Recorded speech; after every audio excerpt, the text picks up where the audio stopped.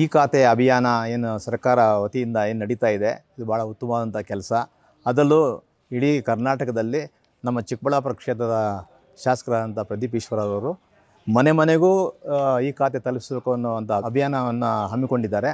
ಆ ರೀತಿಯಾಗಿ ಪ್ರತಿಯೊಂದು ವಾರ್ಡ್ನಲ್ಲಿ ಈ ಒಂದು ಖಾತೆ ಒಂದು ವಿಚಾರದಲ್ಲಿ ಅವರು ಅರ್ಜಿಗಳನ್ನು ಸ್ವೀಕಾರ ಮಾಡ್ಕೊಳ್ಳಿಕ್ಕೆ ಭಾಳ ಶಿಸ್ತಿನಿಂದ ಪ್ರಯತ್ನ ಮಾಡಿ ವ್ಯವಸ್ಥೆ ಮಾಡಿದ್ದಾರೆ. ಇದು ಭಾಳ ಉತ್ತಮವಾದಂಥ ಕೆಲಸ.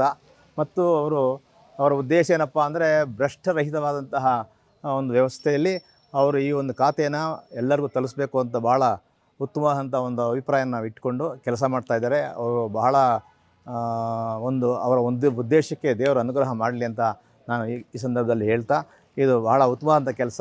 ಸರಿಸುಮಾರು 14,000 ಜನಗಳ ಒಂದು ಈ ಖಾತೆ ಪೆಂಡಿಂಗ್ ಇದೆ. ಹಿಂದಿನ ಕಾಲದಲ್ಲಿರ್ತಕ್ಕಂತಹ